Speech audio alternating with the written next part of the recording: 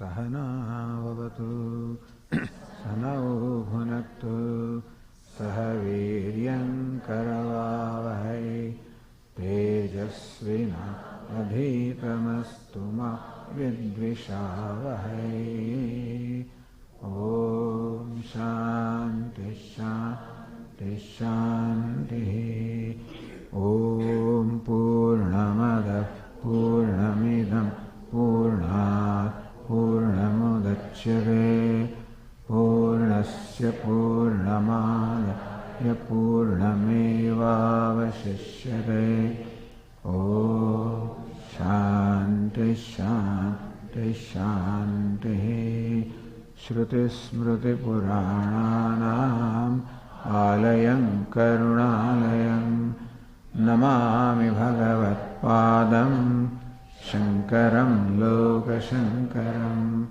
शङ्करं शङ्कराचार्यं केशवं बादरायणं सूत्रभाष्यकृतौ वन्दे भगवन्तौ पुनः पुनः। ईश्वरो गुरुरात्मेति मूर्तिभेदविभागिने व्योमवद्व्याप्तदेहाय दक्षिणामूर्तये नमः। So you have this handout.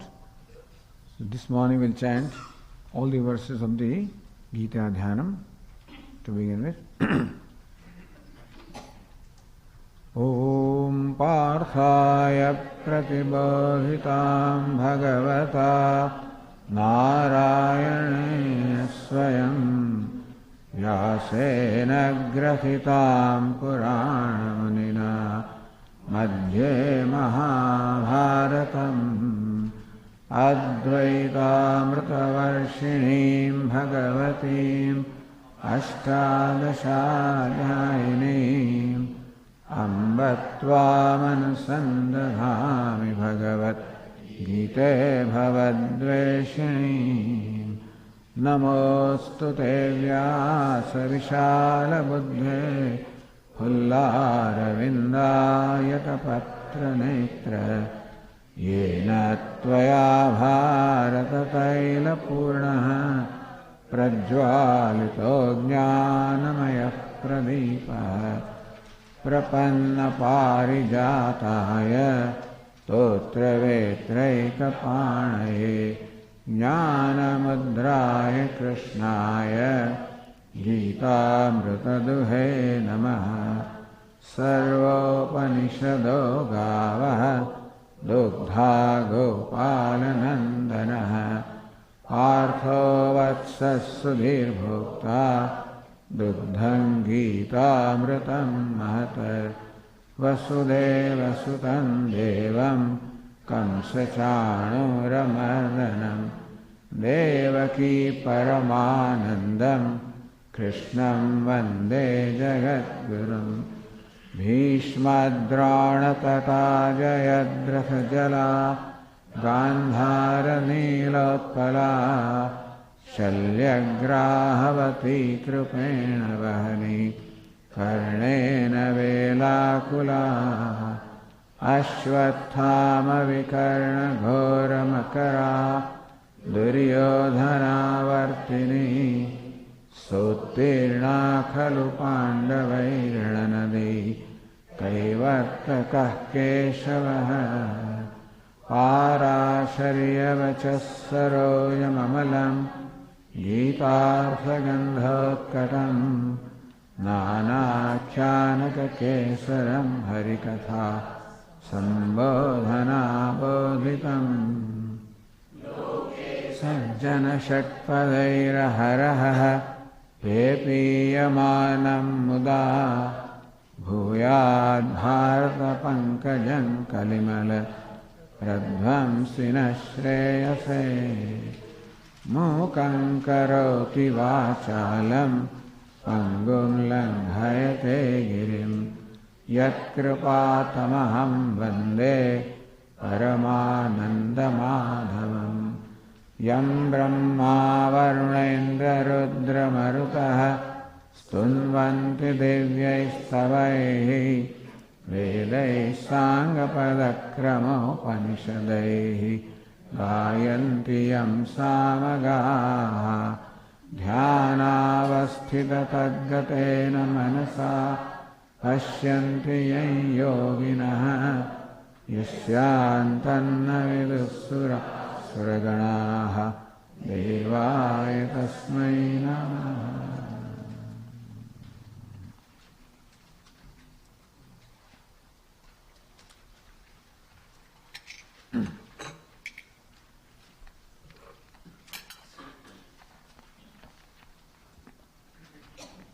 The very first verse of the Gita Dhyanam is in the praise of the Bhagavad Gita as well as a prayer to the Bhagavad Gita. What is Bhagavad Gita? The first line says, Parthaya Pratibodhitam. Pratibodhitam, so that which was taught, Parthaya to Partha. Partha is the name of Arjuna because he is the son of Pratha. Arjuna's mother Kunti had several names. One of them was Pratha. So Pratha Putraha Partha, because he is son of Pratha, therefore he is called Partha. Partha also gives us a suggestion of someone who belongs to Prithvi or to the earth, an earthly creature, a samsari. So Partha Arjuna represents a regular samsari, a seeker no doubt, but then one who is suffering from grief, sadness. So that is the typical description of a person who is trapped in the round of birth and death, the round of bhava, the round of becoming. Poor human being is constantly trying to become something.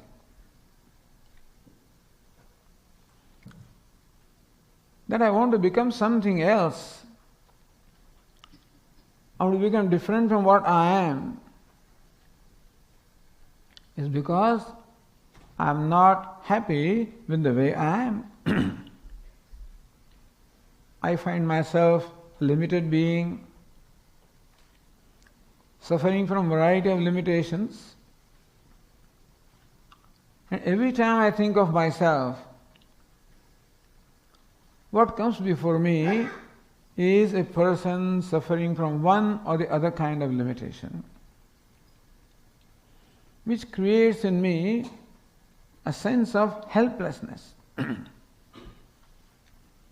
The basic limitation in life is,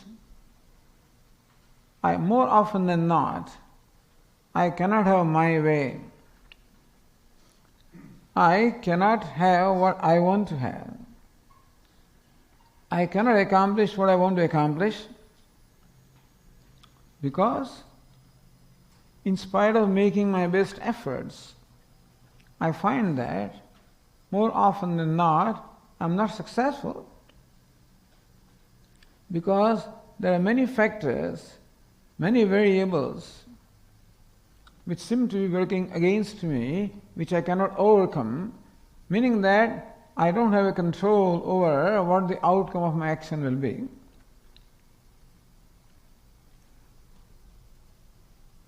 Sometimes I have control over what I do, often I don't. But I'm supposed to be having a control over what I do, which also more often than not I do not have. Because I find myself, the helplessness again, I find myself being controlled not by my buddhi, not by my intellect, not by viveka buddhi or a sense of discrimination which I am possessed of.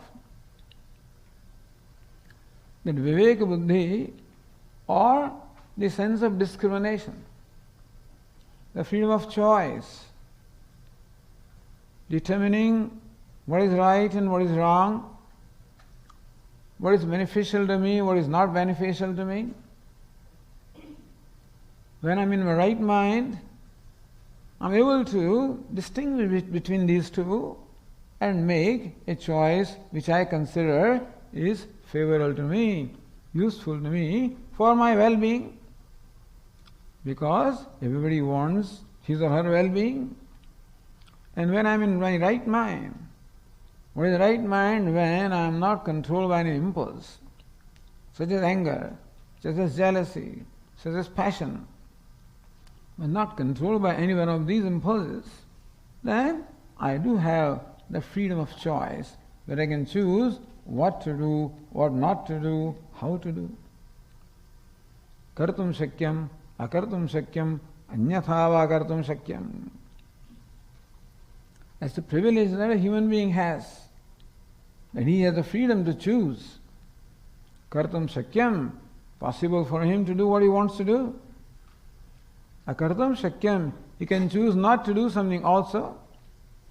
Anyathava kartam shakyam, he can choose to do things the way he thinks it should be done. This freedom of choice is there. But very often I find that I don't even have the benefit of this freedom, because very often I become controlled by one of these impulses, such as anger, such as passion, such as jealousy. When I'm controlled by that, I don't have the freedom to make the choice. It's my anger that makes the choice, my passion that makes the choice, it's impulses that make the choice. Later on I regret. Then I regret, why did I say that?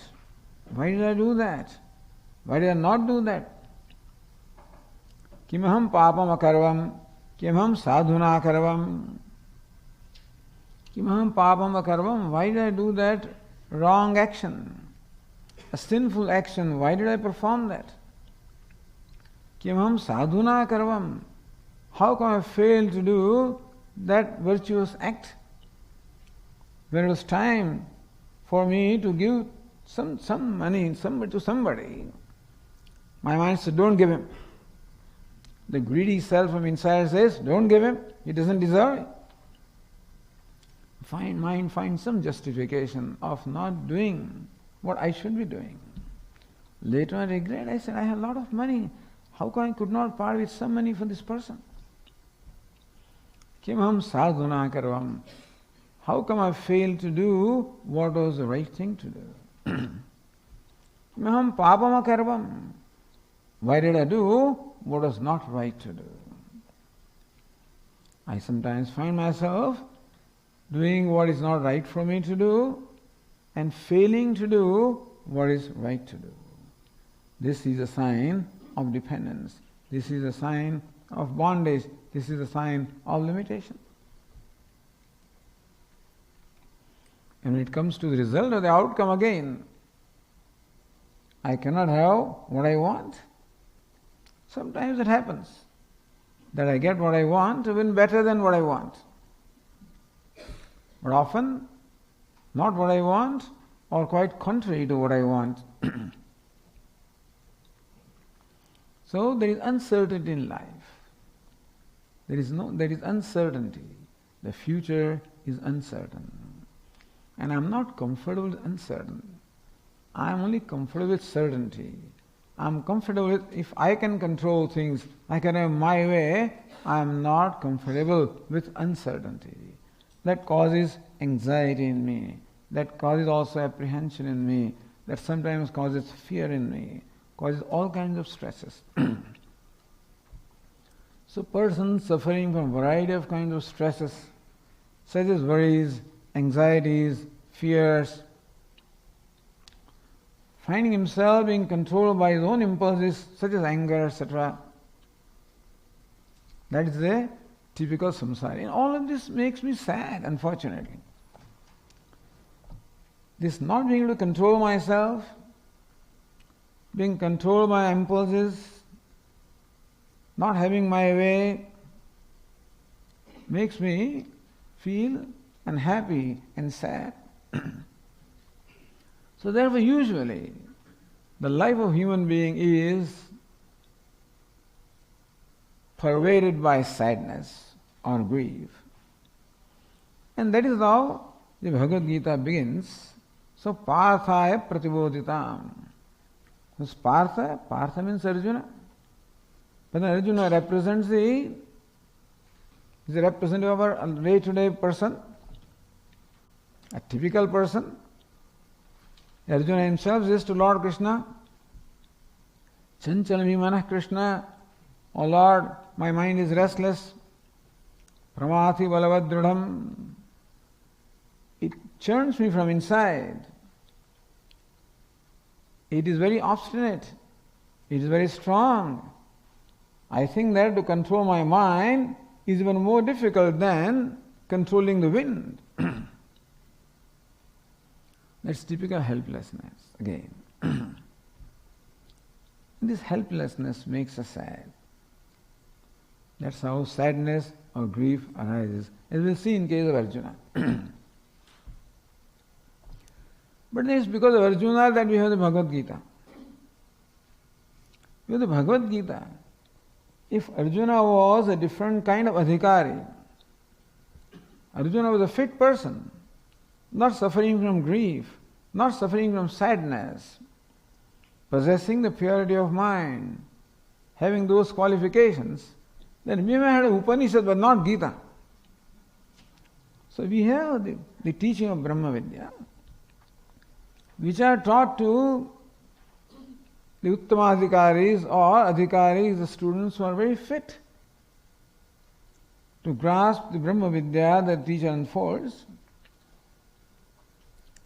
But since Arjuna does not fall in that category, he is not an Uttamadhikari, he is not the most fit student, he is just a regular run-of-the-mill student, except that he is a mumukshu.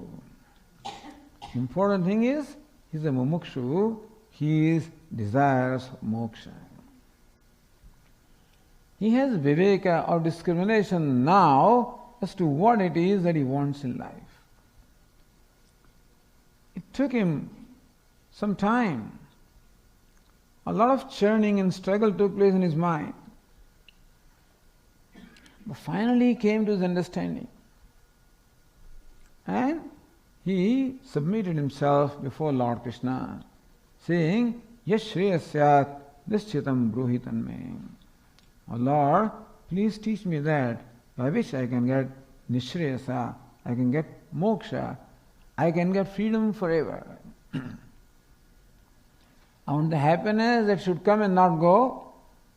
I want unhappiness to go and never to come back. So this is basically what every human being desires. Atyantik dukha nivrutti niridisha sukha avapti. Dukha nivrutti, cessation of pain or sadness or sorrow once and for all. Niridisha sukha avapti, attainment of unsurpassable happiness. This is moksha. And Arjuna recognizes this is what he wants. Every human being is a mumukshu. All of us want, who doesn't want moksha? Every living being wants freedom. Unqualified freedom. Unconditional freedom is what we want. We are not clear about what it is that we want. Because every time our mind comes up with different desires and we think that's what we want. Not recognizing what is the desire behind all the desires. But today Arjuna could see that desire behind all the desires is for moksha. Like a typical samsari, he also had a value for winning the battle, for winning the kingdom, for all the power and name and fame and pleasure that go with it. He had a value for that. And with that in mind, he came to the battlefield with a desire or with a commitment to fight this battle. But then something happened in his mind. And his mind was overcome with pity.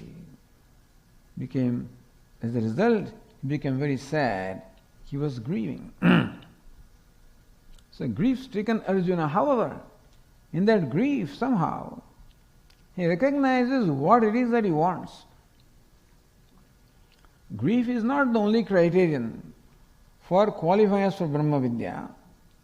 Although another distinguished student also went to the teacher with this grief or sadness or sorrow. Suham bhagas shochami tanmam bhagavan shokasya param tarayatu.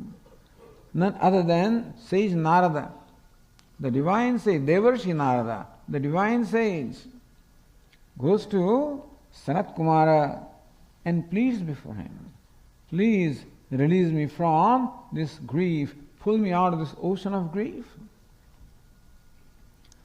So these two important texts we find where the student who approaches the teacher is grieving. But sage Narada is not like Arjuna. He is a highly qualified person. Which means also that in spite of all the qualifications, in spite of all the achievements and accomplishments in life, somehow the person does not necessarily become free from grief. In fact, that is what sage Narada also revealed to Sanat Kumara. When sage Sanat Kumara said, please tell me what it is that you know, and then I'll tell you what more you need to know. Then sage Narada recounts a whole list of all the texts that he has studied, which include all the Vedas and Itihasas and Puranas and every kind of Vidya or the knowledge, branch of knowledge that we can think of.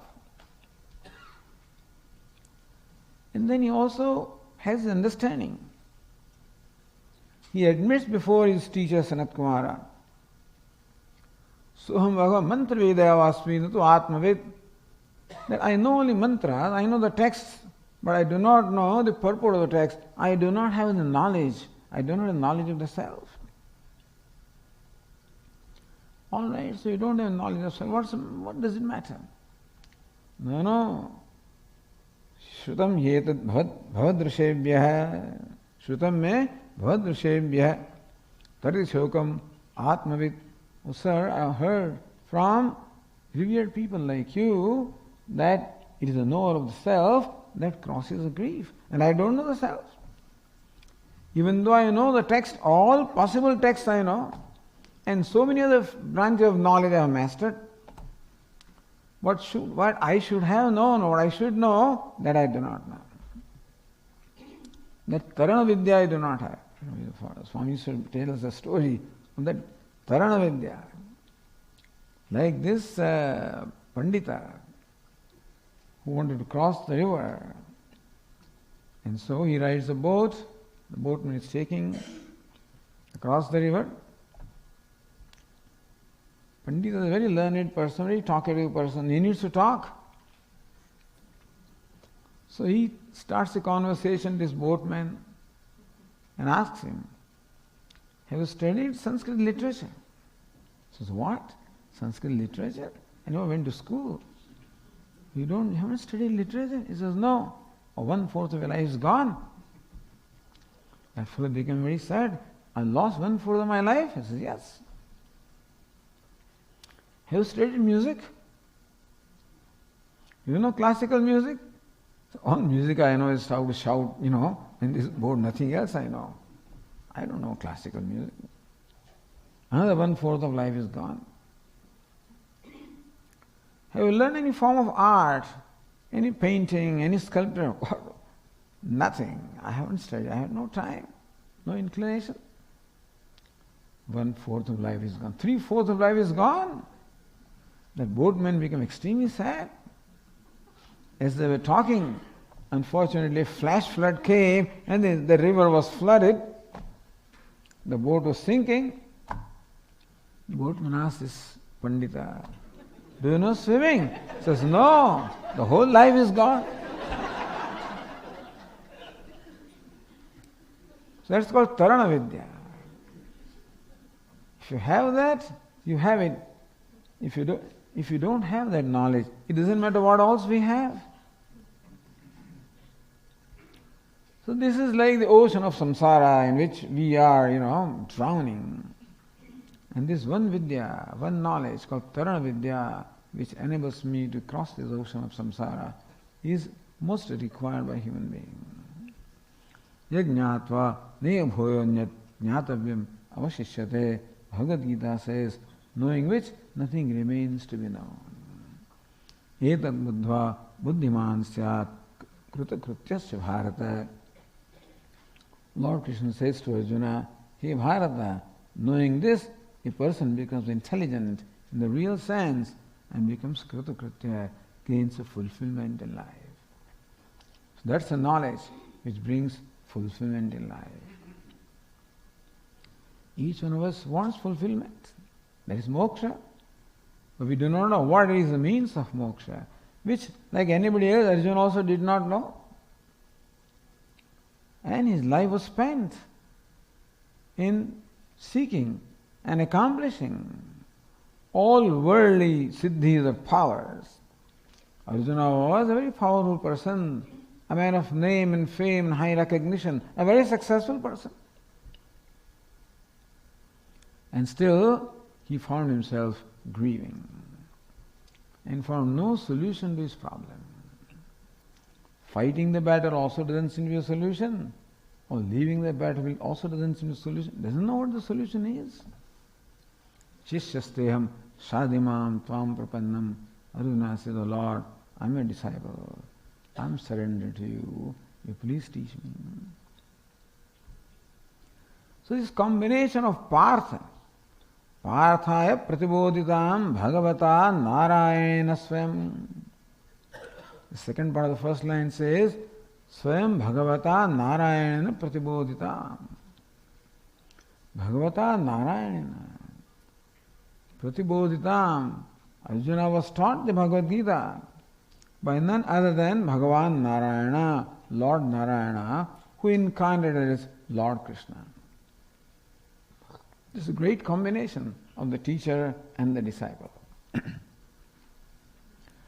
is not by accident this has happened. This happened by choice. Arjuna made the right choice. Before the battle of Mahabharata, both Arjuna and Duryodhana independently approached Lord Krishna. Arjuna happens to be there, reach first, followed by Duryodhana. Both of them are admitted to Lord Krishna's bedroom, which is where he was sleeping. Arjuna is a very humble disciple or humble friend and stands at the feet of the Lord. Duryodhana is a king. He's a very proud person. He doesn't stand, he sits at the other end where the head of Lord Krishna was. You know how Lord Krishna is. At the right time he wakes up. His eyes are open. Hey Arjuna, when did you come?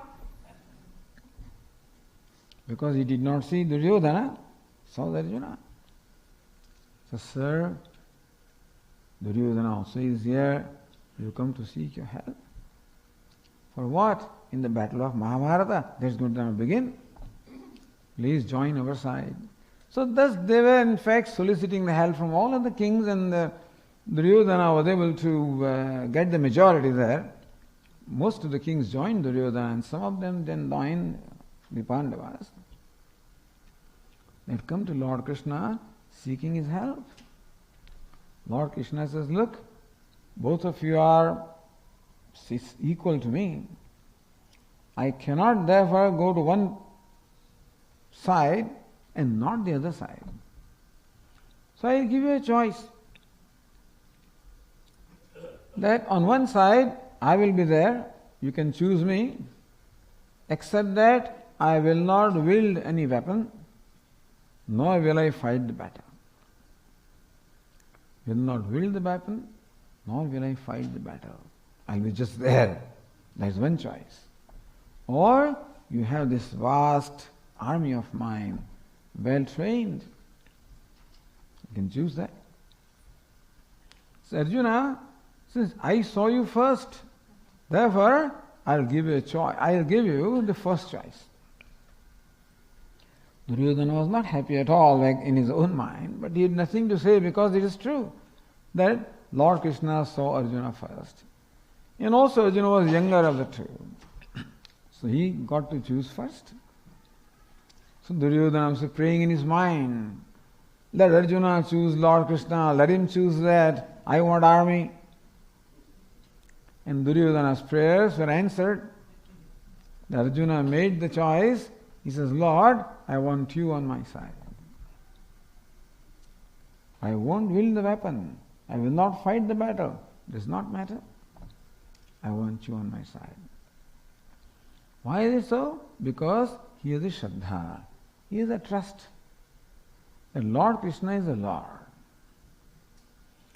And on whichever side Lord Krishna is, that the victory certainly is going to be on that side. And therefore, even if you don't fight, if you don't wield the weapon, just be there for us. That's enough for us. Duryodhana was equally happy, and he had the army which he wanted. So both of them went away happy from Lord Krishna. But that is how now Lord Krishna will not fight, will not wield the weapon also. Arjuna is very clever. He requests Lord Krishna, Lord, will you please become my charioteer? Lord Krishna was known as an expert charioteer, a driver of the chariot. And Lord Krishna says, sure, I will. That shows what Lord Krishna was. Arjuna is friend with junior friend. And a junior friend is asking the senior friend to become his driver, to become his servant.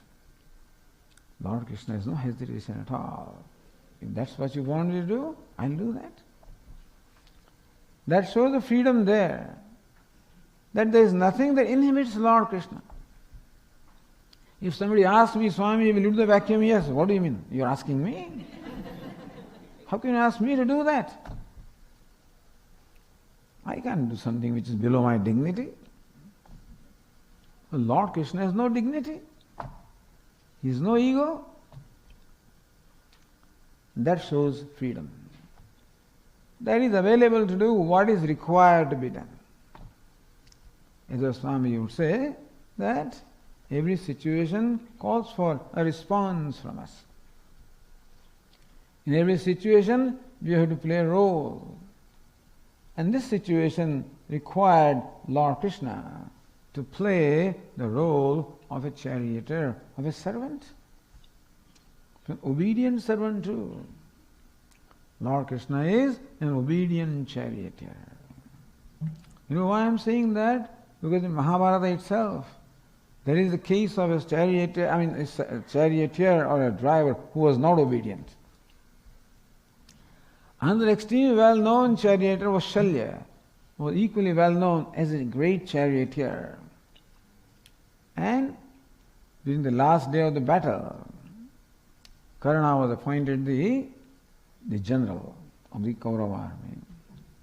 But Shalya wanted to be Senapati, and Duryodhana did not choose him, chose Karna and told Shalya, you become his driver. Shalya was highly displeased, most unwilling. But he had to obey the command of Duryodhana, and therefore he became the charioteer of Karna. Karna is a great warrior. But what kind of a charioteer? He would keep on insulting Karna. Hey, do you know you are fighting with Arjuna? Who are you to fight against him? You are a son of what? A woman, how a maid, you are a servant of a maid, you are a servant of a charioteer. What are you? You are not a Kshatriya, you cannot fight. Like this he kept on taunting Karna, meaning that he was not an obedient charioteer. So in fact disheartened Karna, discouraged him. Not Lord Krishna, an obedient charioteer. And that is why when the need came, Lord Krishna is right in front of Arjuna. Shishyasteham sadimam tvam prapannam. Now the relationship changed. So far they were friends, or Arjuna was a master, and Lord Krishna was the servant, you can say. But at this time, the relationship changed. Arjuna became Shishya, a disciple, and Lord Krishna was kind enough to accept to be the Guru. So, Parthaya Pratibodhitam Bhagavata Narayanena Swayam. Who is the teacher of Bhagavad Gita?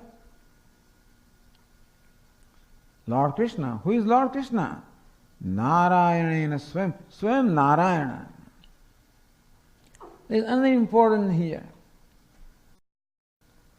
That the disciple in Bhagavad Gita is a distinguished person, and also the speaker or teacher of Bhagavad Gita is a very distinguished being. He is none other than Lord Narayana, who has incarnated as Lord Krishna. Dharma samsthapanarthaya, for establishing dharma. The Vedantians would say that the most important thing that Lord Krishna did was to teach Bhagavad Gita. Dharma samsthapanarthaya, Bhagavad Gita is Dharma Shastra, and that's what Lord Krishna taught to Arjuna. But he is Swayam Narayana. There is, in fact, Adi Shankaracharya ji, who has written a bhashya or a comment on the Bhagavad Gita, begins introduction of Bhagavad Gita with the description that Lord Krishna is the incarnation of Narayana. Who is Narayana? Lord Narayana or Vasudeva is the one who created this universe. And not only the Lord created the universe, He also has to make an arrangement of how the universe runs. He must keep it self-sustaining so that He can recline on His serpent bed. You know how Lord Krishna or Lord Narayana is reclining on the bed of the serpent, and in his samadhi, in the yoga nidra, meaning he doesn't want to do anything. Having created the universe, he has to run it. And that will require him to be always busy, but now what he does is, he's also created dharma, or the righteousness. As long as dharma prevails, automatically there will be harmony in the society, harmony in the universe, it will run very well. Only when the dharma is righteousness is overpowered by adharma or unrighteousness, that is when Lord Narayana has to come down to set things right. Yada hi dharmasya glanir bhavati, whenever the dharma or the righteousness declines, abhyutthanam adharmasya, whenever unrighteousness becomes powerful, overpowers the righteousness. When adharma overpowers dharma, then dharma loses the capacity or the strength to protect the society, and therefore the Lord is required to come down in incarnation to set things right. So that is how Shankaracharya explains how Lord Krishna is the incarnation of Lord Narayana.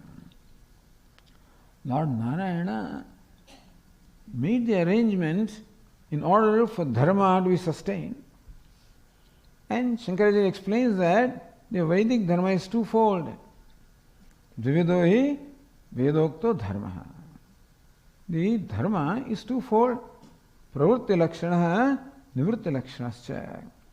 A dharma or lifestyle, which Bhagavad Gita will talk about, characterized by the life of activity, life of righteous activity. Other is a life characterized by a life of contemplation. So activity and contemplation. Dharma means the life of karma and life of sannyasa or life of contemplation.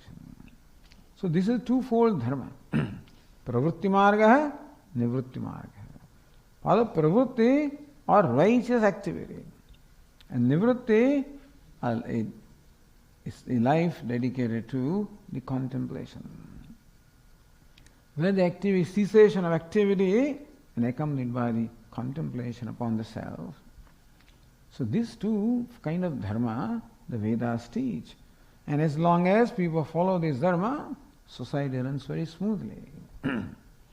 In fact, Lord Narayana, while creating the universe also, created what he calls Prajapatis, who sustain the life of Pravritti, and created Sanat Kumaras and others who teach the dharma of Nivritti or renunciation or knowledge.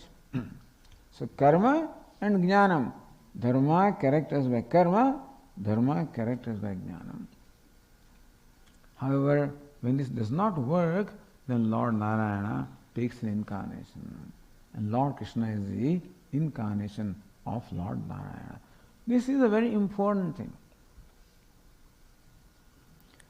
That the teacher in Bhagavad Gita is not just an ordinary person. He's not even a great person. Some people say he's a great person. Not great person.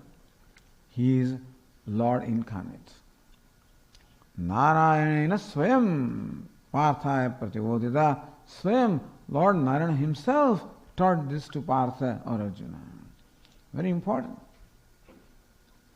Because that gives Bhagavad Gita another distinction of being a pramana or a valid means of knowledge, because Bhagavad Gita is teaching of the words of Lord Krishna himself. Who is Lord Krishna? Who is Lord Narayana? The one who has revealed the Vedas. And the same one has revealed also the Bhagavad Gita. Therefore, the one who has revealed Vedas, namely the Lord, just Nishvasidam, said that the Vedas emerge from the Lord like the out breath. And so also, meaning that Vedas also are not written by the Lord, they just emerge from Him, because Lord Himself is the Jnana Swarupa, nature of knowledge. And Veda is the body of knowledge that emerged from the Lord, was revealed to the Rishis. And Bhagavad Gita also emerged from the mind of Lord Krishna. It's not composed by Lord Krishna, not written by Him, it is revealed by Him, or revealed through Him. And that's how the Mahatmas tell us a story, or describe how Arjuna became the recipient of his knowledge. So Arjuna, as we'll see, is grieving, is overcome by sadness or sorrow, and he has become so nervous that he describes that, Lord, I cannot even hold my bow, it's just slipping from my hand. I cannot even stand, and he collapses, sits down in the middle of the chariot. There are tears in the eyes of Arjuna. Arjuna is essentially crying, very, very sad, and deserves nothing but pity or sympathy of Lord Krishna. And Lord Krishna does not sympathize with him. You know, sometimes children go in the fight in the street. The child comes back crying, and father gives him one slap. Why are you crying? Go and fight with him. So also Lord Krishna gives him a slap. Kutastva kashmalimidam vishame samupasthitam. Arjuna, how this state of mind came to you? Anaryustam aswargam doesn't behoove of an Arya. Does not lead you to Swarga. You lose all your name and fame. You are a Parantapa. You are the one in whose presence the enemies also shudder. That it doesn't behoove of you. Stand up, get up and fight. They give him a slap. On one hand, he says, I cannot fight. The bow has slipped from his hand, and Lord Krishna, tells him this kind of words, which are like lashing words. So, when the father is thus, when this child comes crying from the street, father is in fact scolding him as to how come he did not fight back, and is about to give him a slap. So when this dialogue is going on, the mother is in the kitchen. She's listening, and then she's watching behind the door. And then she's seeing this. And as she sees the father, her husband, raising hands to hit the child, she runs, stands in between the two. Says, no, You cannot hit him. So here also Lord Krishna is lashing. And then Gita, who is the mother, so says Gita resides in the heart of the Lord. Gita me Hrudayam Partha. At one point Lord Krishna says, the Gita is my heart.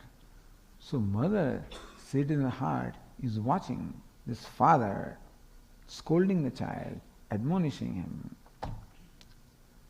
She cannot stand anymore. She comes out and stands there. That's how Bhagavad Gita, the mother, emerged from the heart of Lord Krishna. Not that he even has to say, because Gita is always there. And so, Yaswam Padmanabhasya Mukha Vinisrata said that the Gita emerged from the lotus mouth of Lord Narayana. So this is extremely important. This gives Bhagavad Gita a certain status. Actually, we have two kinds of texts here, the Shruti and the Smriti. Shruti are the Vedas, the revealed texts. Smriti are the composed texts. Some great sages have composed a number of texts based on Shruti of the Vedas, explaining, delineating the teaching of the Vedas. So Bhagavad Gita is not part of the Veda.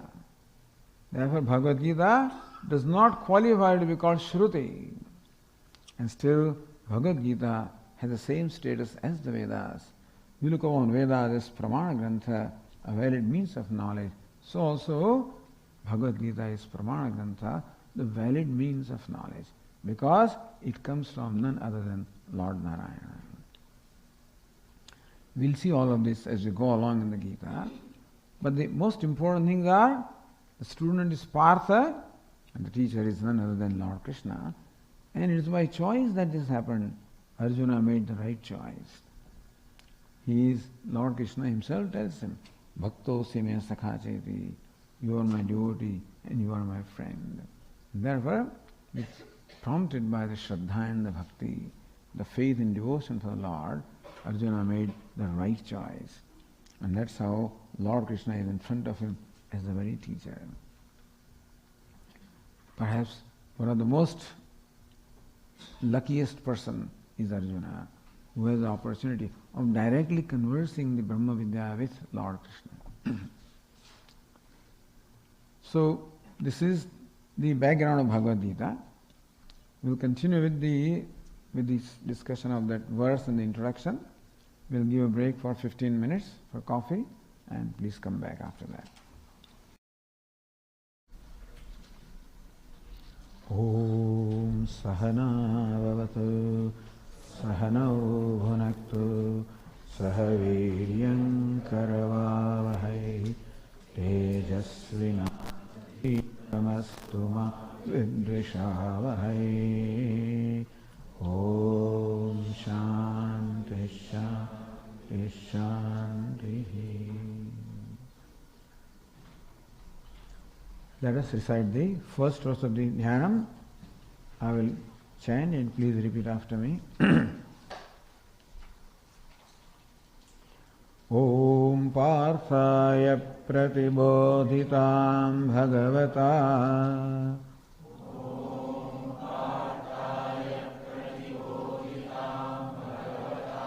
Narayanena Swayam Vyasena Grahitam Purana Munina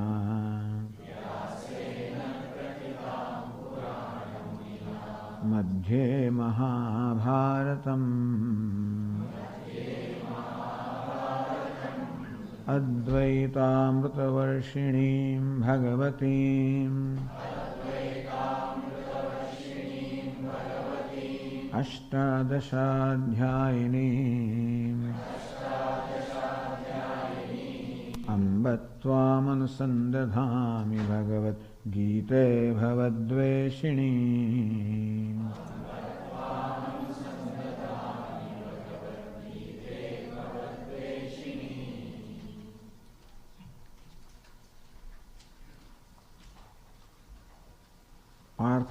Tribodhitam, one who was taught to Partha the Arjuna, Bhagavata Narayana Swayam, by Swayam, Lord Narayana himself. So this is a very important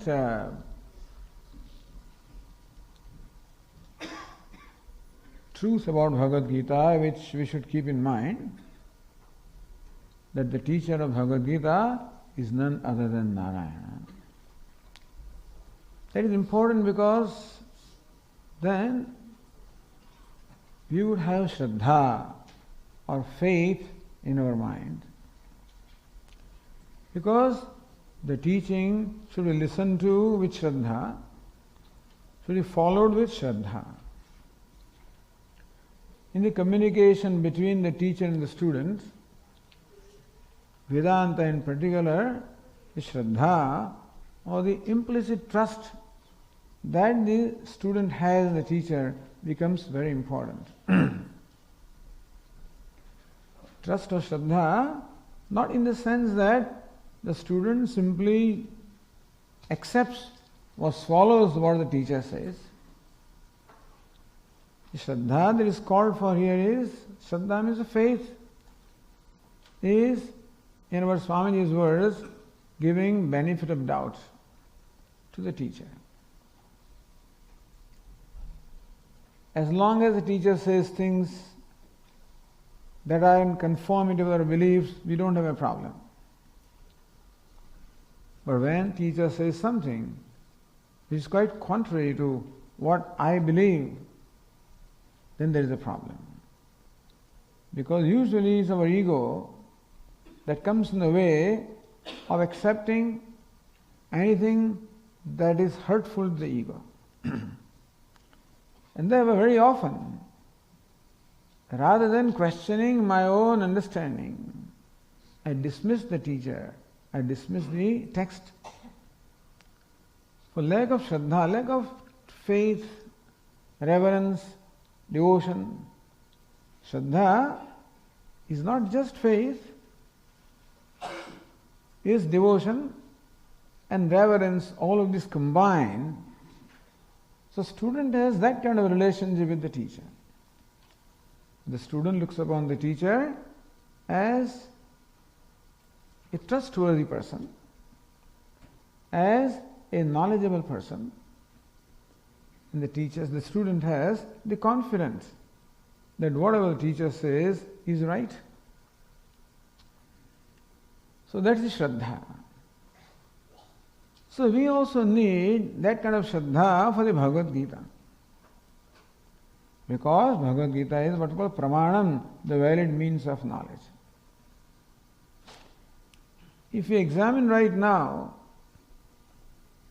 we will find that we have that relationship of Shraddha with the Pramanam or the valid means of knowledge. For example, your faculty of hearing is the means of knowledge for listening to these words. And how I accept what my faculty tells me without questioning. My mind doesn't question. The Swamiji is speaking in English. No, he cannot. How can he speak in English?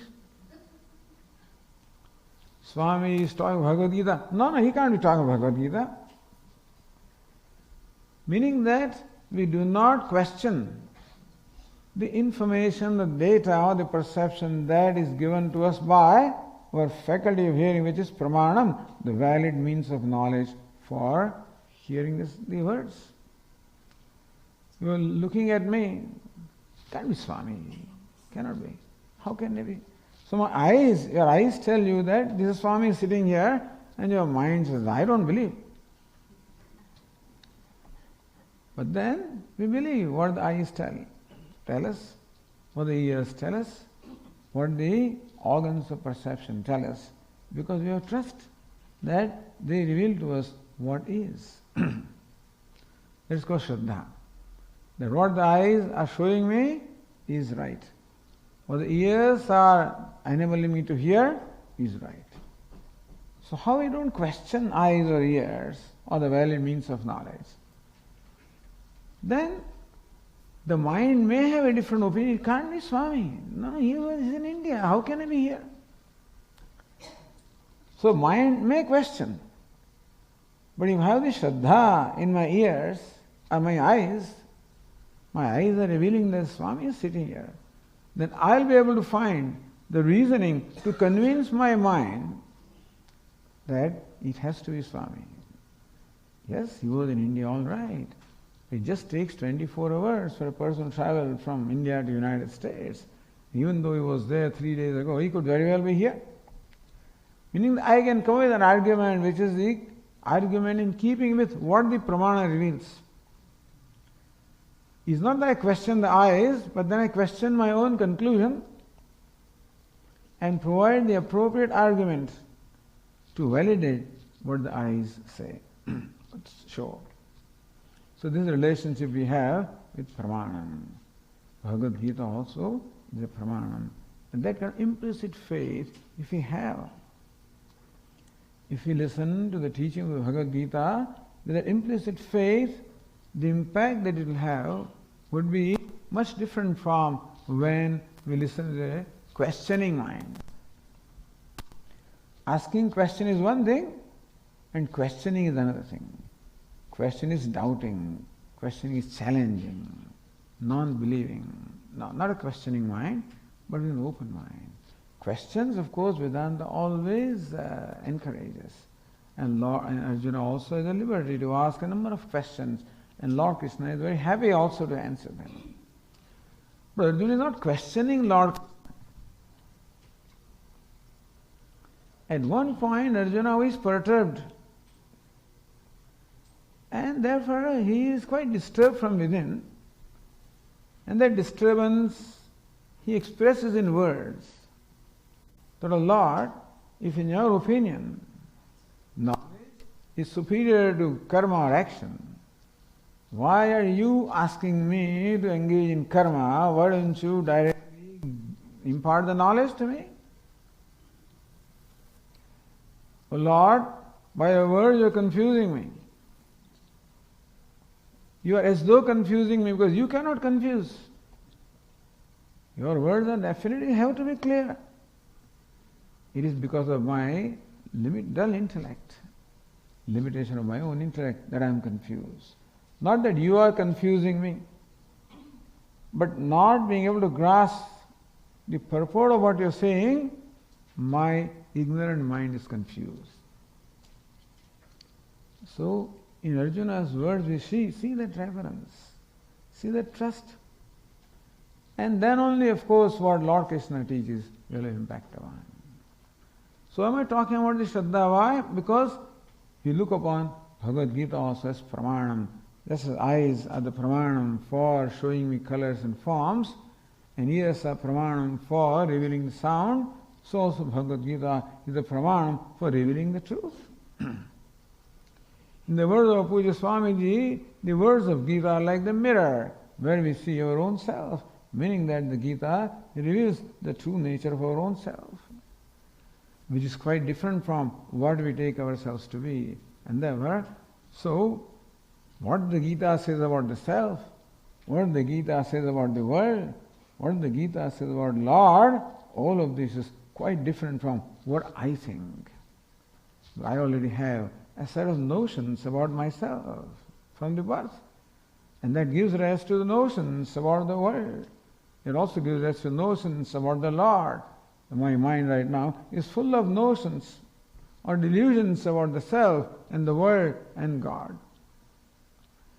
And what the Gita has to do is to remove these notions and bring about the right knowledge. That happens only when I cooperate with it. If he says, hey Swami, what you're thinking is not right, this is the right thinking, I apply my mind to understand and drop the wrong thinking. This Gita is Pramanam. And there that is further, the confidence we have is because the one who teaches Bhagavad Gita is none other than Lord Narayana. Therefore, his words have to be Pramanam. That's why Shankaracharya ji introduces Bhagavad Gita. First, by revealing the fact that Lord Krishna is the incarnation of Lord Narayana. And therefore, he is teaching this Bhagavad Gita. Bhutanu jigrukshaya, for anugraha, simply as an expression of his compassion, expression of his love towards Arjuna. Because Lord Krishna has no agenda. Anybody less than perfect is going to have some agenda. Our mind always has an agenda. To accomplish, to do something, to get rid of something, some agenda is always there. And therefore, whatever I do is very often motivated by my agenda. And therefore, I may be outwardly one way, inwardly something else, if I have personal agenda. Lord Krishna has no agenda at all. Therefore, his words are trustworthy. Bhagavad Gita is pramanam. Like Veda is, so Bhagavad Gita also is pramanam. So Bhagavata Narayanena Swayam Pathaya Pratibodhitam. Another validation about the pramanya or the authenticity or trustworthiness of the Bhagavad Gita comes from also the one who has brought this Bhagavad Gita to us, who is the reporter of Bhagavad Gita. The second line says, Vyasena gratitam purana munina madhye mahabharatam. Bhagavan Vedavyasa, he is the one who composed Mahabharata, which consists of 100,000 verses. And Mahabharata also is called the fifth Veda. Rig Veda, Yajur Veda, Samveda, Athara Veda, these are the famous Vedas, all right? But this is called the fifth Veda. He said, Vyaso Chishtam Jagat Sarvam. Whatever is found in Mahabharata, whatever is found anywhere will be found in Mahabharata. But whatever is found in Mahabharata may not be found anywhere. This Mahabharata is a mine of jewels of knowledge. So, Mahabharata is one of the greatest works in Sanskrit. This Mahabharata, which is one of the greatest texts, an epic, Madhye Mahabharatam, Vedavyasa, who is the author of Mahabharata, thought it very appropriate to place it in the midst of Mahabharata. So Bhagavad Gita forms the part of Mahabharata in the Bhishma Parva. Chapters 25 to 43, the 18 chapters form the Bhagavad Gita. And this is the pride of play that Bhagavad Gita enjoys. If you look at Mahabharata as a garland, then Bhagavad Gita is like the pendant, the shining pendant in the garland of Mahabharata. So Vyasena gratitam purana munina madhye mahabharatam.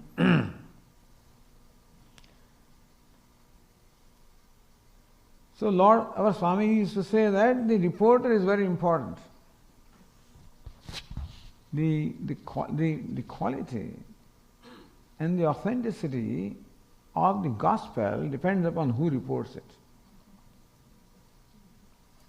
Because it is passed through the reporter and then it comes out.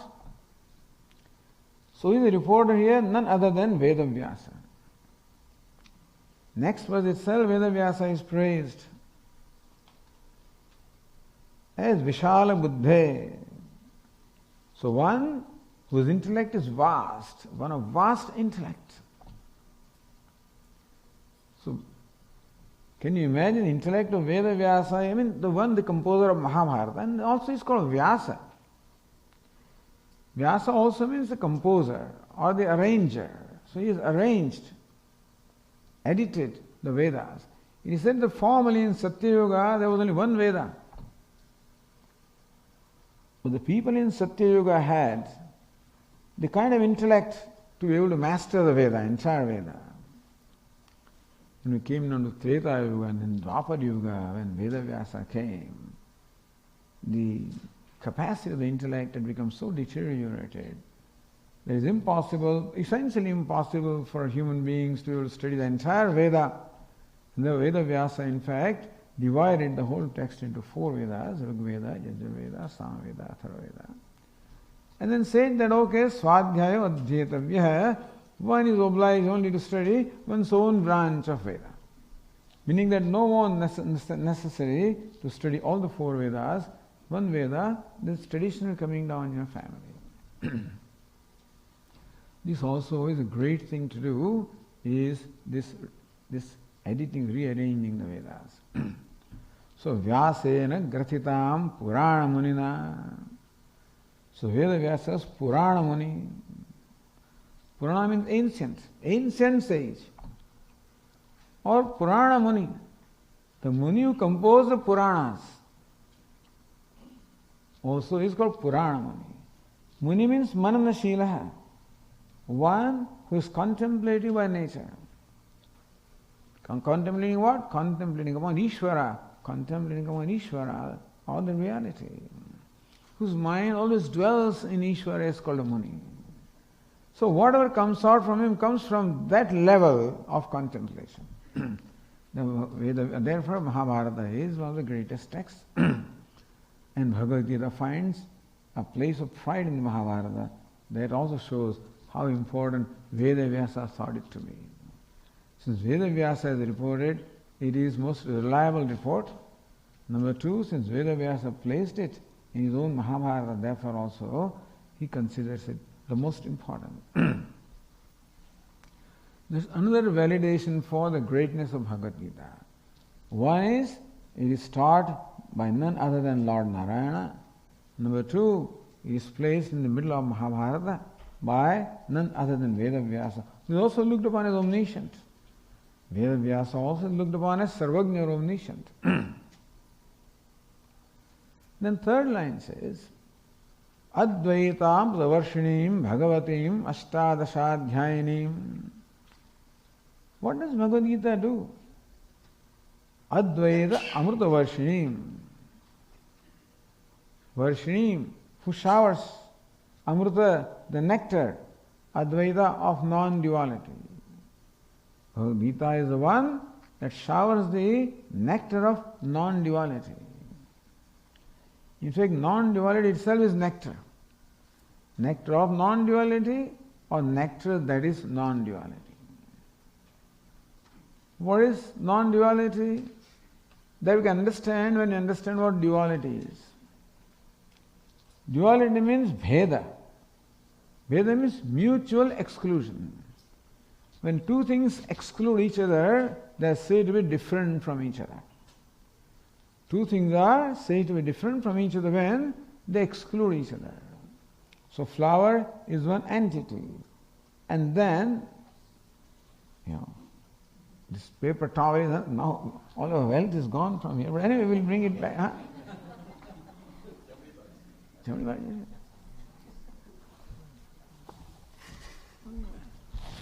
Oh, there. Oh, below. Okay.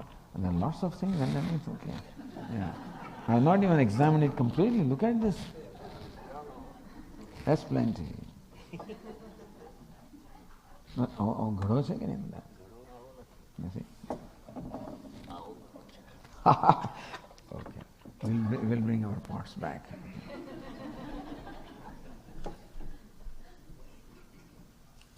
This is a picture, but call it a pot. This is a cloth. So ghata and pata are different from each other because what ghata is, what pot is, the cloth is not. What cloth is, pot is not. Pot does not have clothness. Cloth does not have potness. That's how the pot and cloth in Sanskrit, ghata and pata are distinguished from each other. You can say that they limit each other because the cloth cannot be where the pot is and pot cannot be where the cloth is. That's called Dvaita. That's called duality, mutual exclusion. And I am not what you are, and you are not what I am. I exclude you, you exclude me, and that's how there is Dvaita or duality. Two doesn't mean duality, understand? Mutual exclusion means duality. Bheda is called duality. Abheda and Bheda. This duality means mutual exclusion. I exclude you and you exclude me. That means that I limit you and you limit me. My boundaries are very set. The boundaries of part are very set. Part is not present beyond its boundary, and so also I am not present beyond my boundaries. You are not present beyond your boundaries. We are all bound, excluding each other, and therefore feeling feeling the bondage or the limitation. That is what the concept or the conclusion is right now. Bhagavad Gita teaches, no, this duality is not right. Bheda is not right. Mutual exclusion is not right. You don't exclude me, I don't exclude you. You are what I am, and I am what you are. The famous Mahavakya, Tattvamasi, that thou art. That you are Brahman, and Sarvam Khalvidam Brahma, what is Brahman. So this is the truth, which is non-dual, happens to be truth. Not because Bhagavad Gita says there is Advaita. Advaita is the reality which Bhagavad Gita reveals. But Swami, what does it matter? You are what I am and I am what you are, so basically we are one only. What difference does it make? Makes a lot of difference.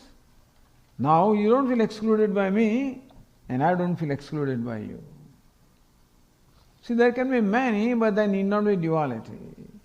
The example can be, several mirrors can be there in front of me. I stand before the mirror. I see a number of reflections in them. If you want to count, there are many Swamis. And if you fit this whole hall with all mirrors, there will be thousands of Swamis. As the Swami enters, thousands of Swamis emerge. Now you are worried, suppose you want to, the Swami is visiting you, want to offer him a cup of tea, how many cup of tea will you require? Thank God only one, because even though they look different, they don't exclude me. I'm not excluded by the reflections which are mithya. Mithya, the unreal, does not exclude the real. Two real things can exclude each other, but the unreal does not exclude the real. Here also there are two things in what we call part. One is pot, another is clay. Two things. But then they do not exclude each other. The pot does not exclude the clay. Pot cannot stand apart from clay.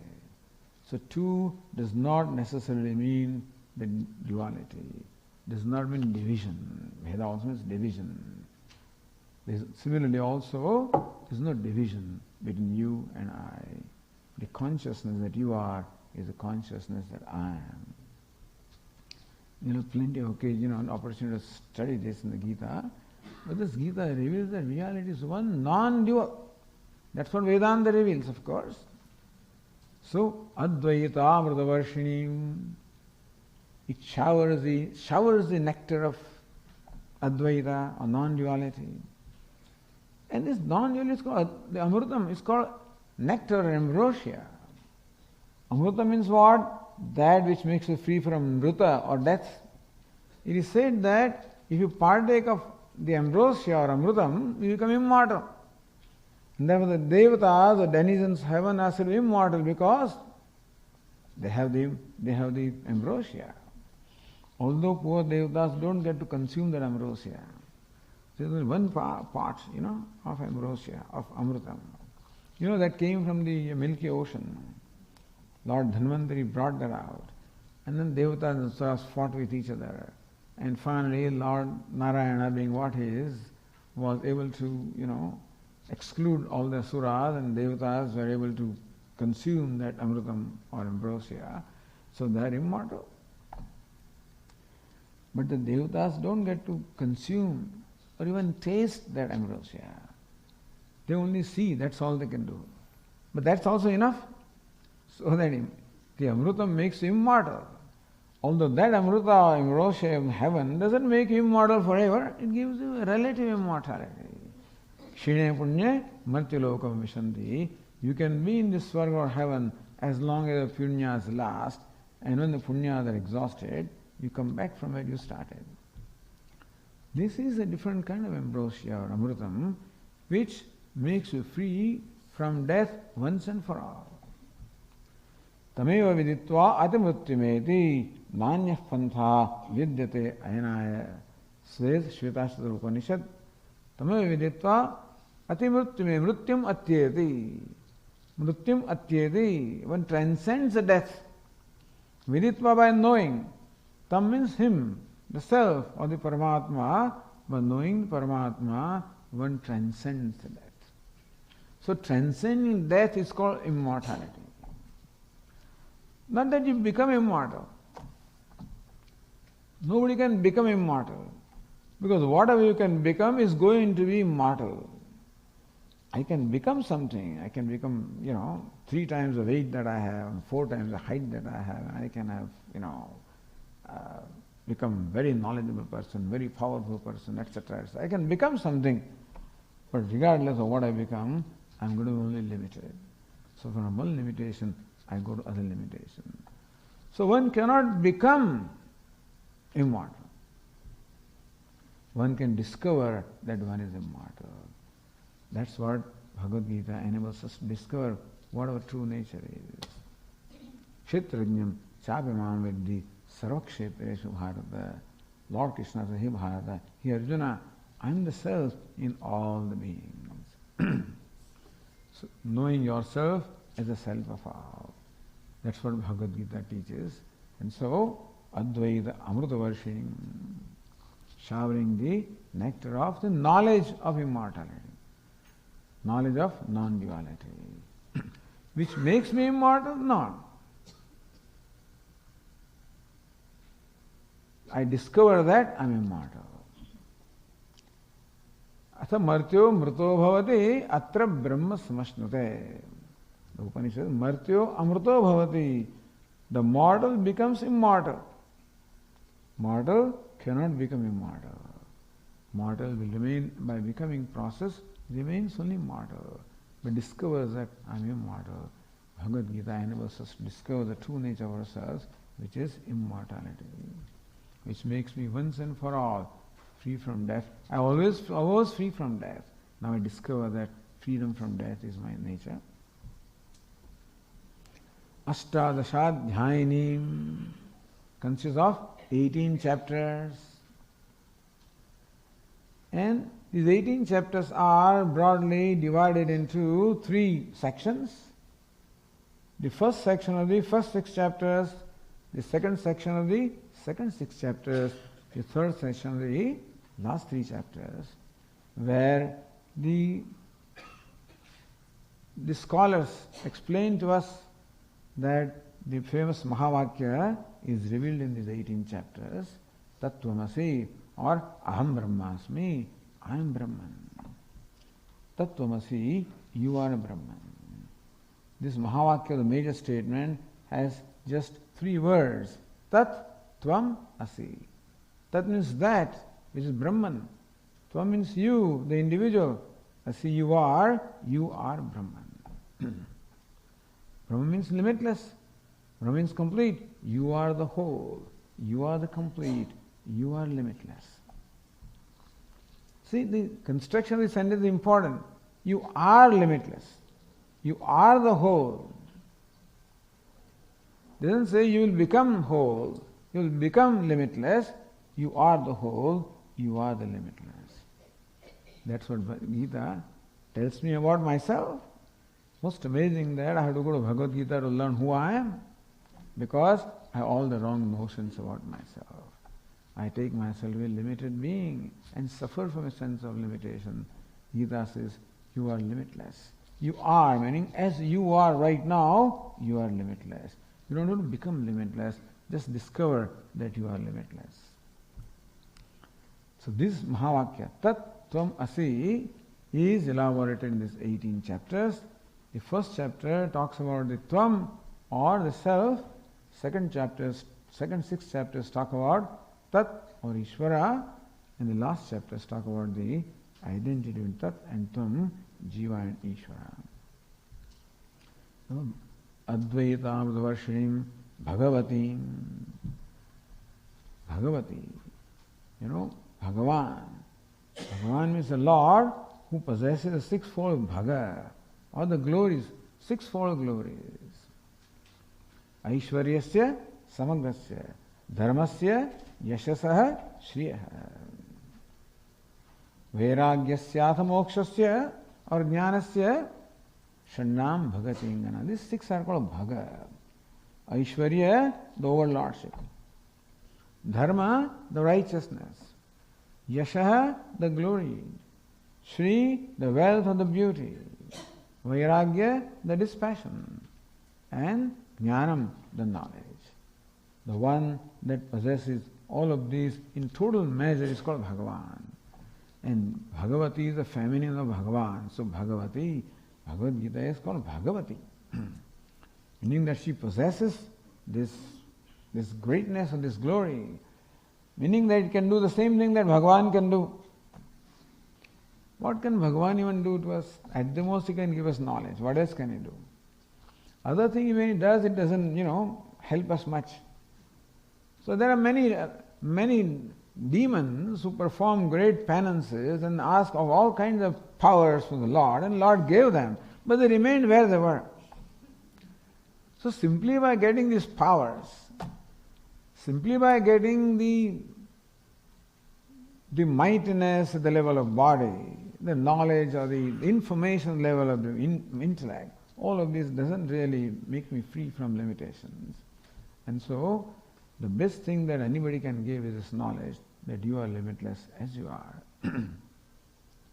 Bhagavad Gita does it. Does the same job that Bhagavan would do.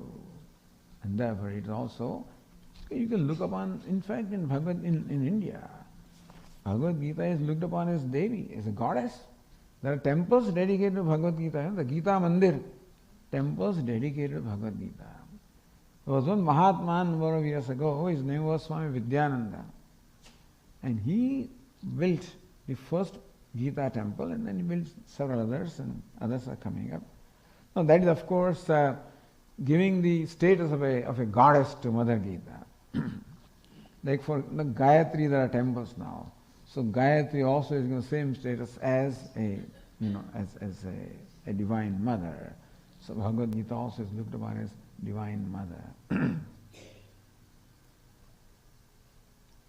Bhagavatim Ashtadashadhyayanim Amba. Addressing Bhagavad Gita says, Amba, O mother, Tvam Anusandadhami, I meditate upon you. O Mother Gita, I meditate upon you. So Gita is looked upon as mother. Shruti or Veda is also called mother, but here the Gita also is called mother. We know who mother is. Mother is one that gives unconditional love, gives unconditional love, gives protection, the lap of whom the child feels completely secure, completely protected, free from fear, and therefore one who gives you immunity from fear, who gives you protection, all the care and love, and that is what mother is. Unconditionally, of course, meaning that without any agenda, without any expectation of a return of the favor, this is what mother gives. To nurture and nourish is her nature. So when it comes to mother, then our relationship becomes different. We relate to Bhagavad Gita as a mother and the child. And how mother, for mother all children are the same. She doesn't classify that this is an intelligent fellow, this is a stupid fellow, this is a righteous fellow, unrighteous. Maybe so. But they're all the same in the eyes of the mother. Mother accepts everybody, gives shelter to everybody. So also Bhagavad Gita does. Says in the 9th chapter, Apichet suduracharah bhajate mamannyabhak sadhureva samantavyah samyak vyavasito vaisaha. Apichet suduracharah. Duracharah, one who has become a habitual sinner, meaning one who violates all the rules. Suduracharah. I don't know how you know. So that is Sushtu. Su is added there. Meaning he is a champion among all the sinners, you can say. Suppose such a person is there. It cannot be that one performs all kinds of sins, but suppose there is somebody like that. Apichet, in case there is somebody like that. Durachara. Normally he would be untouchable. He would be discarded by the society. Such a person also. Bhajate maam ananyabhag. Lord Krishna says that Bhajate maam, he worships me with no other agenda at all. Sadhureva samantavya. Even this sinner also should look upon it, durachari, should look upon it sadachari, as a good person, a saintly person. Meaning that Bhagavad Gita transforms a durachari into sadachari, transforms a person of evil conduct into a person of the noble conduct. How does it do that? Because basically a person is like that. That's the beauty about it. Basically everybody is a saint, happens to be a saint. And this evil that seems to be there in us is not something inherent to our nature, not something which is of our nature. It is something which is only incidental. The duracharatvam, the evilness that I have is not my nature, it is because of ignorance. Evil is the product of ignorance. Sometimes people ask this question, Swamiji, why is there evil in this world? Why has God created evil? He is not created. This is ignorance also not created by God. Ignorance is, and all evil is a product of ignorance.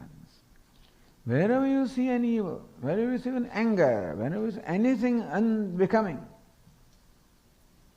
where you see violence, where you see cruelty, whatever you see, understand that all of that is the product of ignorance.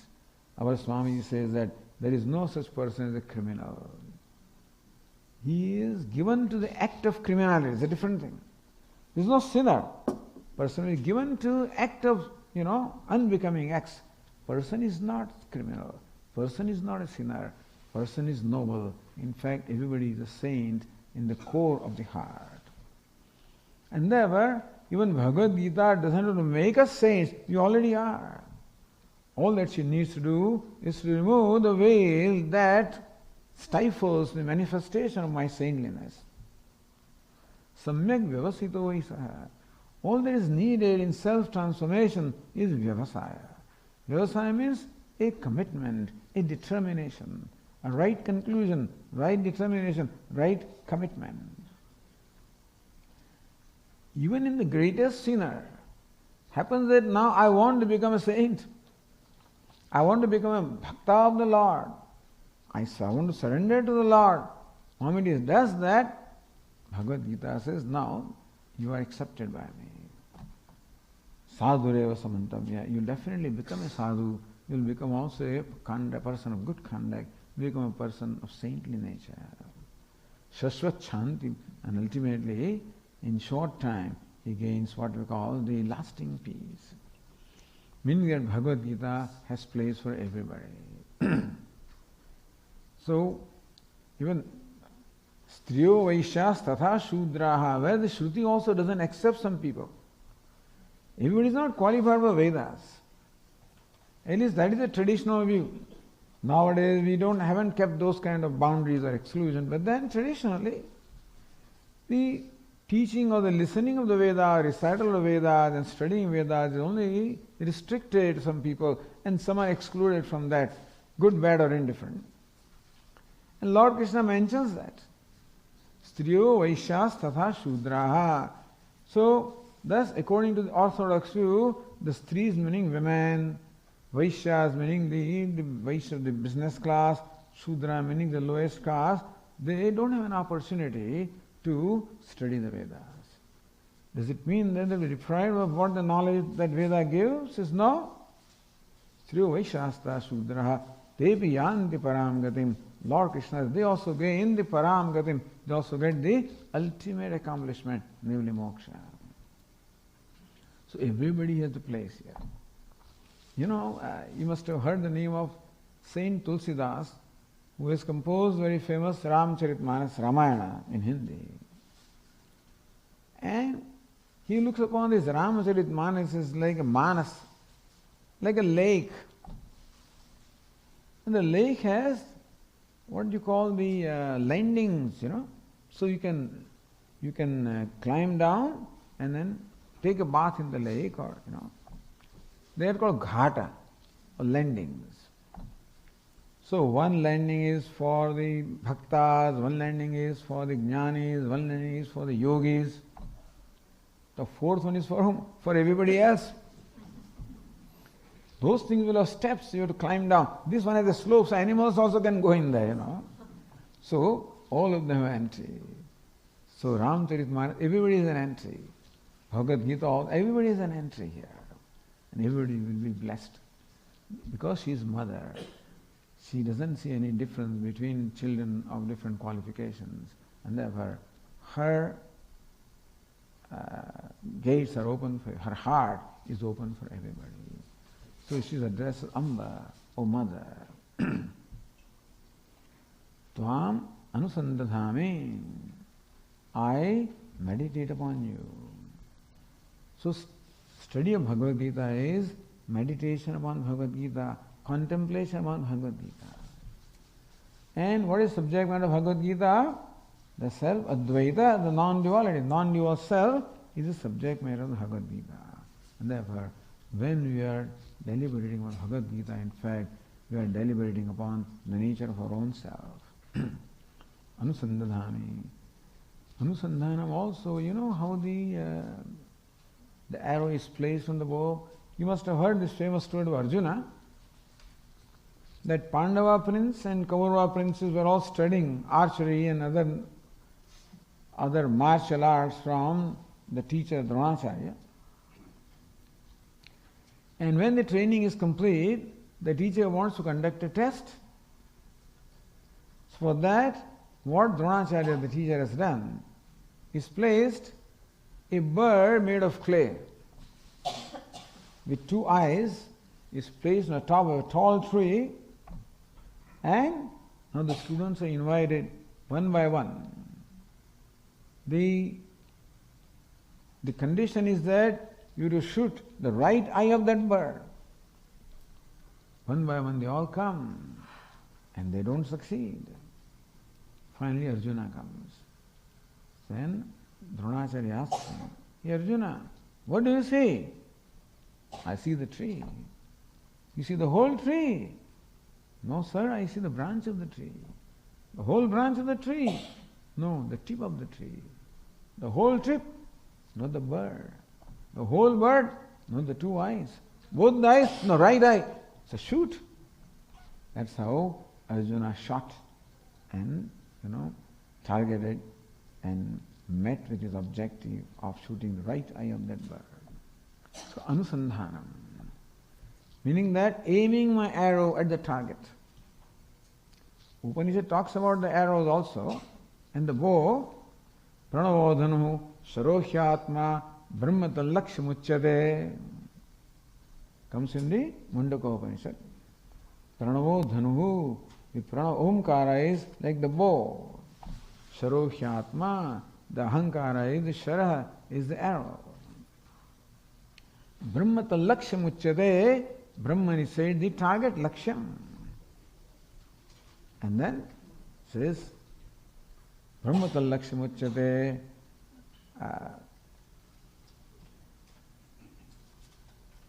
Pranavodhanu sarohyatma brahmatal lakshamuchyate,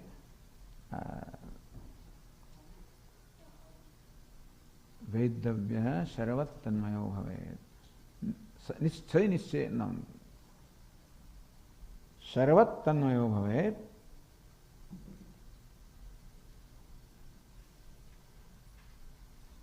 Alright, what this mantra says is that the arrow is shot at the target, which is Brahma. For Ahankara itself is the arrow, and shot at the the target, that is Brahman. Sharavat tanmayo bhavet, like an arrow becomes one with the target, so also this arrow, the Ahankara, becomes one with Brahman. So that's Anusandhana, keeping the target in mind. So while I am meditating upon Bhagavad Gita, while I am talking about Bhagavad Gita, listening to Bhagavad Gita, reflecting upon Bhagavad Gita, the target is one, and that is what? Brahman, that is the Dharma Tallakshyamuchyate. That is the Lakshya. Therefore, meditating on Bhagavad Gita is meditating upon Brahman, meditating upon the self, meditating upon the non-duality. Bhagavad Gita, Bhavadveshinim. And finally it says, Bhavadveshinim. So Bhagavad Gita also is a Dvesha. Can you imagine? Bhavadveshinim. One who doesn't like this bhava or the samsara. So it's very interesting that she is the destroyer of the life of becoming. Bhava. Bhava means life of becoming. Dvesha means one who has an aversion for that, who has dislike for that. This Bhagavad Gita has a dislike for bhava, dislike for samsara. She is the destroyer of samsara. Can mother do that? Mother is always a picture of love and compassion and kindness, is not so? And that is called vatsalya. Like a cow. Vatsa means a calf. And so vatsam lati, the cow cleans the calf with her tongue. And so the love that the cow has for the calf is called vatsalya. That's the love that mother has for the child, for everybody. Can you imagine a mother destroying something? Says yes, mother has two faces. One is a benign face, other is a ferocious face. That is, we have this mother Kali. So, same thing, mother, she becomes ferocious when it comes to the protection of her children. It is, in singing the praise of the mother, it is said, Kenopama bhadutesya parakramasya. O mother, your parakramam, your valor, economic, there is no comparison to your valor and the strength. And Kenopama bhadutesya parakramasya rupam cha shatru bhayakari atihari.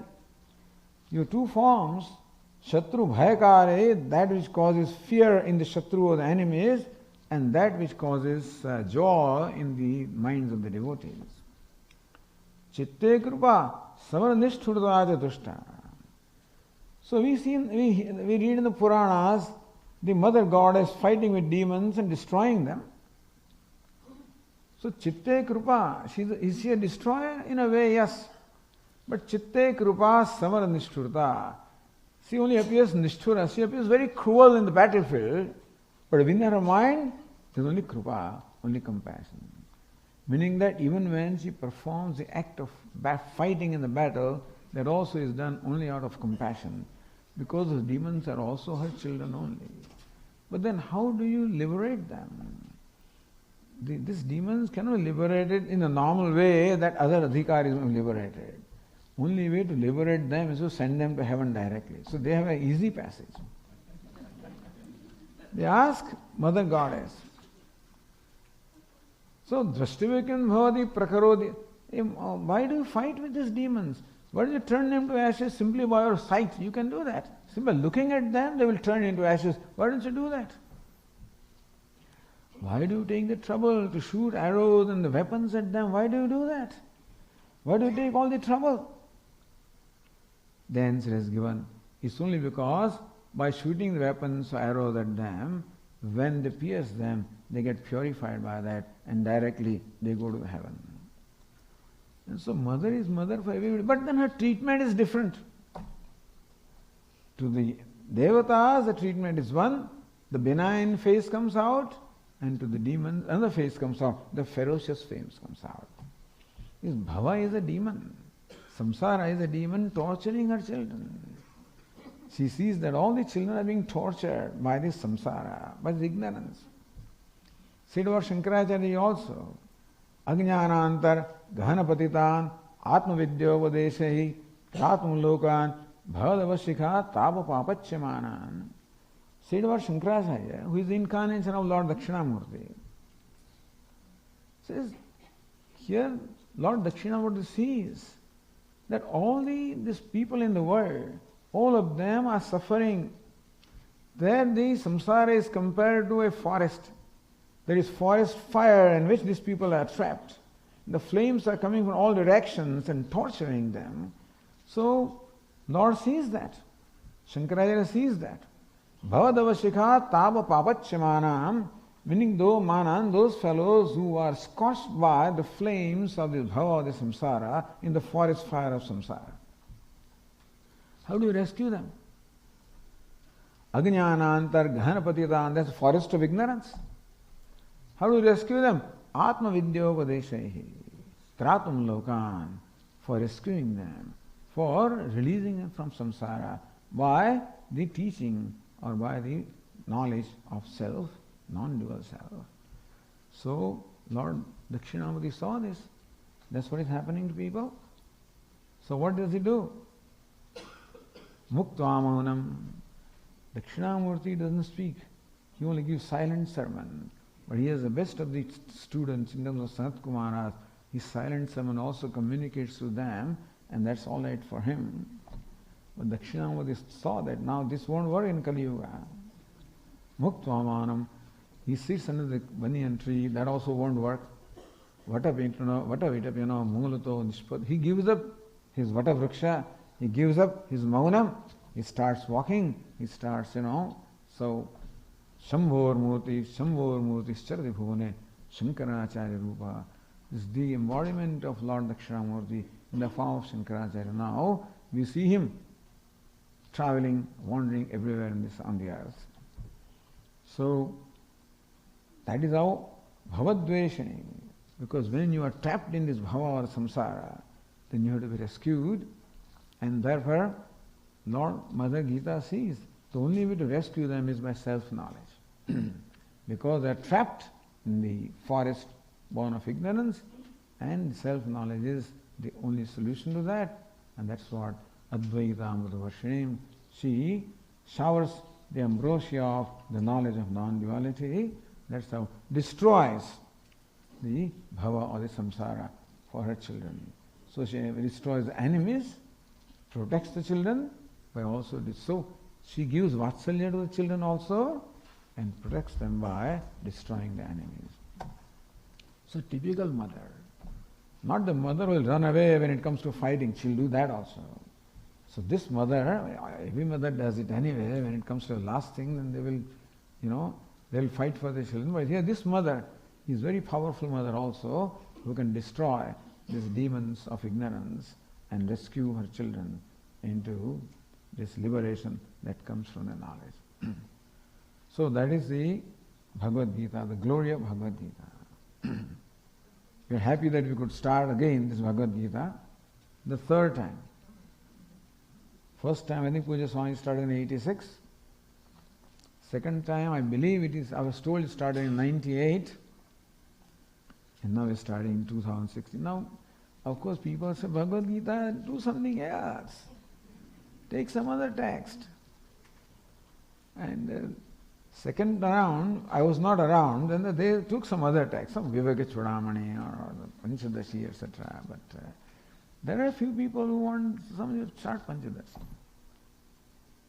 We started Panchadashi, but I knew that Panchadashi alone cannot be, so what we did is, after I came, we started, but we took additional class, 9 to 10 Panchadashi. And then 10 to 12:30 Gita.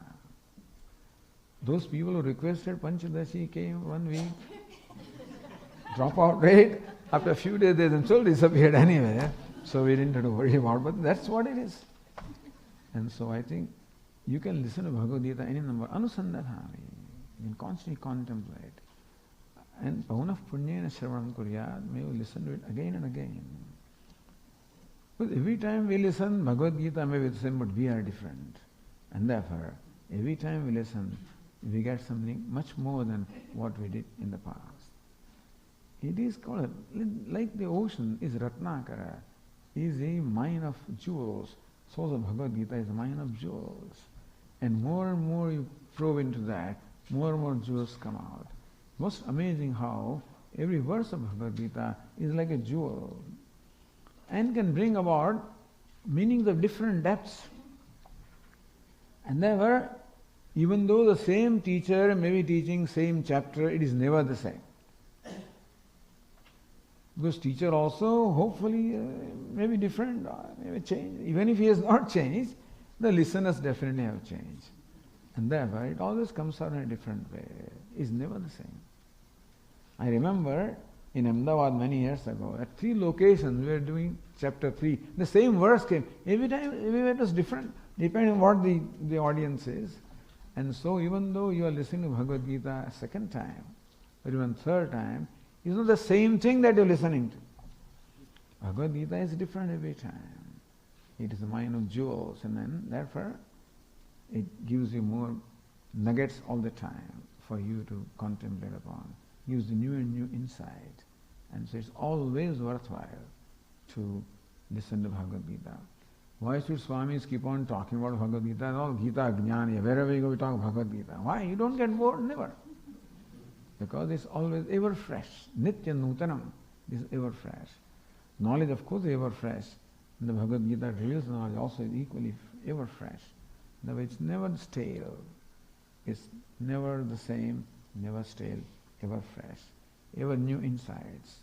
And therefore ever new enlightenment in our mind. So I'm sure that all of us will grow very well with this third round of Bhagavad Gita. Oh. Om Purnamada Purnamidam Purnat Purnamudachyate Purnasya Purnamadaya Purnameva Vashishyate Om Shanti Shanti Shanti Hari Om Shri Gurubhyo Namaha Hari Om